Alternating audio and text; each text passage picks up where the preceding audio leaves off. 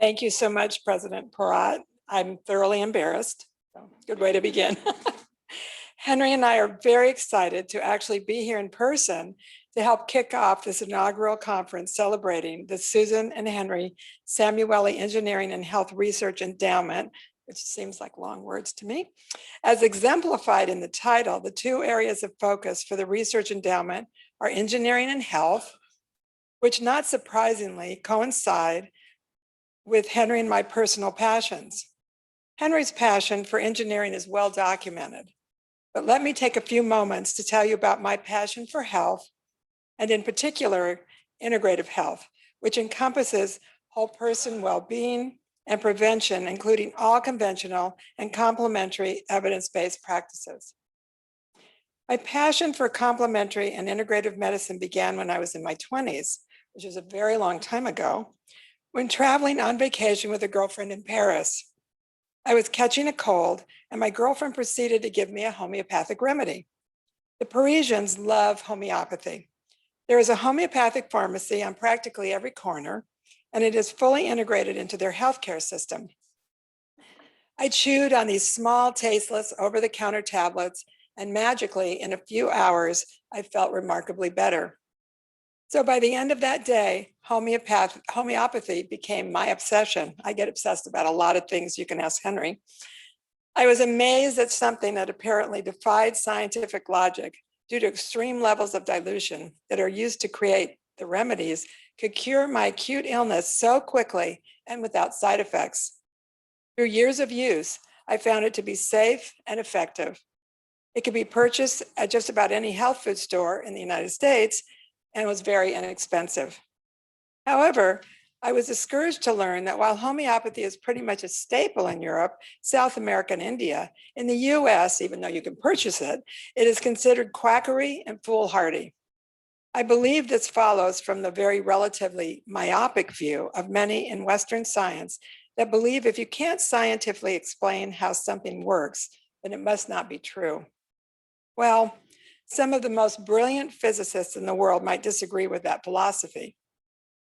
There are plenty of observable and replicable experiments in quantum physics that defy logical explanations.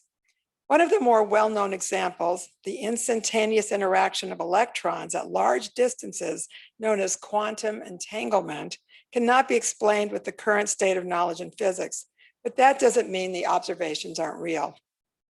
To quote one of my husband Henry's idols, Nikola Tesla, "The day science begins to study non-physical phenomena, it will make more progress in one decade than in all the previous centuries of its existence."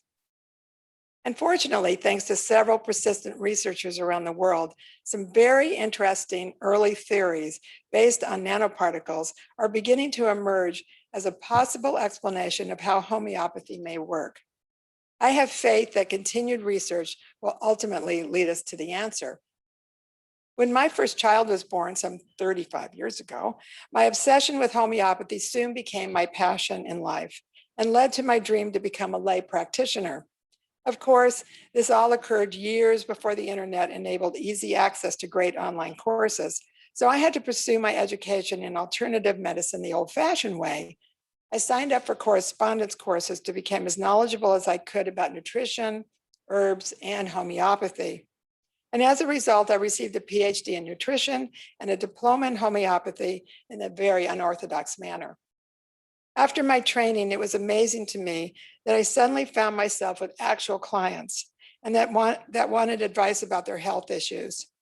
I believe this came about because my excitement about natural methods of healing was hard to keep to myself. I also continued to study and learn more about healthful eating, Chinese and American herbs, as well as nutritional supplements. I love the breadth and diversity of recommending diet, herbs, vitamins, and homeopathy to my clients.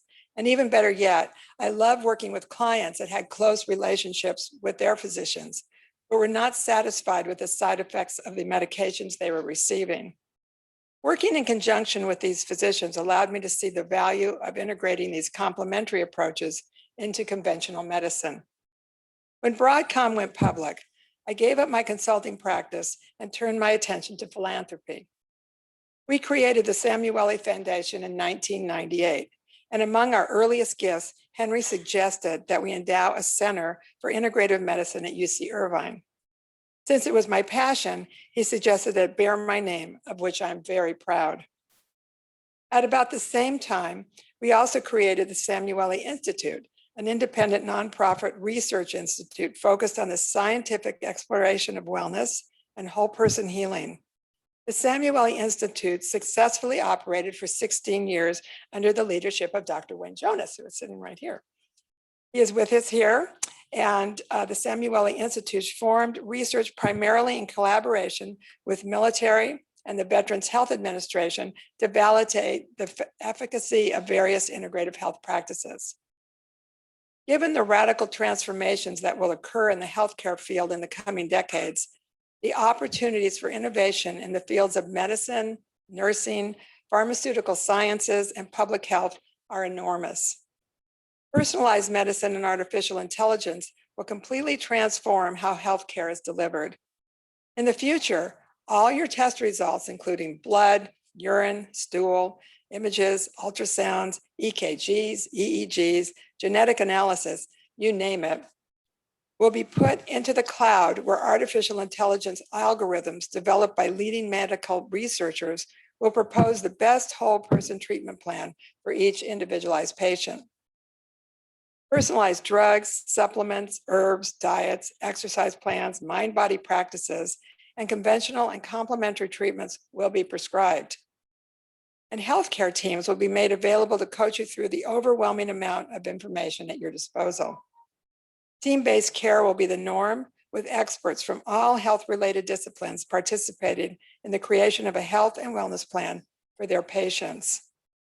Since technology will play an ever-increasing role in healthcare in the future, I'm very excited that our research endowment will focus on both engineering and health.